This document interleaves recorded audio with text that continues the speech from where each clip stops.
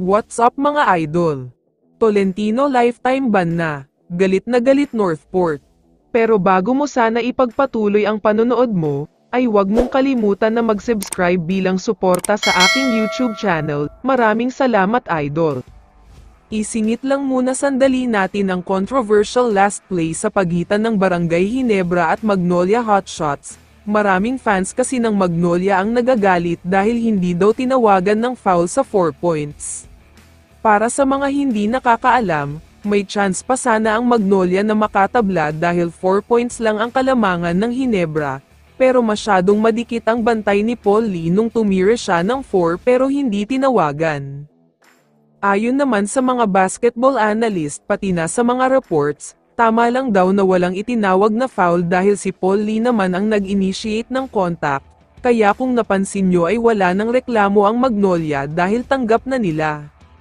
Samantala, lumipat na tayo sa balita tungkol kay Arvin Tolentino. Para sa mga hindi nakakaalam ay umalis na sa Northport at sa PBA ang Best Player last conference. Lumipat na nga siya sa Korean B-League sa team na Seoul SK Knights. Nag-expire na kasi noong April pa ang kontrata niya sa Northport. Sinubukan nga daw ng mga ito na bigyan siya ng super maximum contract. Pero ang problema ay ayaw na daw talaga ni Tolentino at gusto na niyang umalis. Para sa Northport, okay lang naman daw sana kung aalis si Arvin at lilipat sa ibang teams sa pamamagitan ng trade, para kahit papaano ay may makuha silang player na kapalit o kahit mga future first round pick man lang. Pero ang problema nga ay nawala na lang siya basta-basta sa Northport, wala pa silang nakuhang kapalit niya.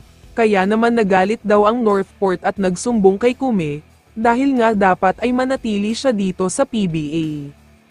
Ayon naman sa mga kumakalat na post, hindi rin daw natuwa si Commissioner Willie Marshall sa ginawa ni Arvin na bigla na lang umalis, kaya may rule sa ganyan na temporary ban dahil kapag umalis sa PBA ay kailangan maghintay bago makabalik. Kung hindi ako nagkakamali, 3 years pa bago payagan makabalik ang isang player na lumipat sa ibang bansa, pero posibleng baguhin daw yan at gawing permanent ban para hindi nadadami pa ang mga players na aalis. Pero kung ako ang tatanungin, sa tingin ko naman ay okay lang ang ginawa ni Tolentino dahil expired naman na ang kontrata niya, pero wala tayong magagawa kung magkakaroon ng ban dahil rules talaga ito ng PBA. Kaya naman kung ikaw ang tatanungin idol, ano ang masasabi mo sa balitang ito? I-comment mo naman ang sagot mo sa tanong na ito. So dito na nagtatapos ang video na ito. Maraming salamat sa pagsuporta at panonood mga idol. Ingat at bye-bye.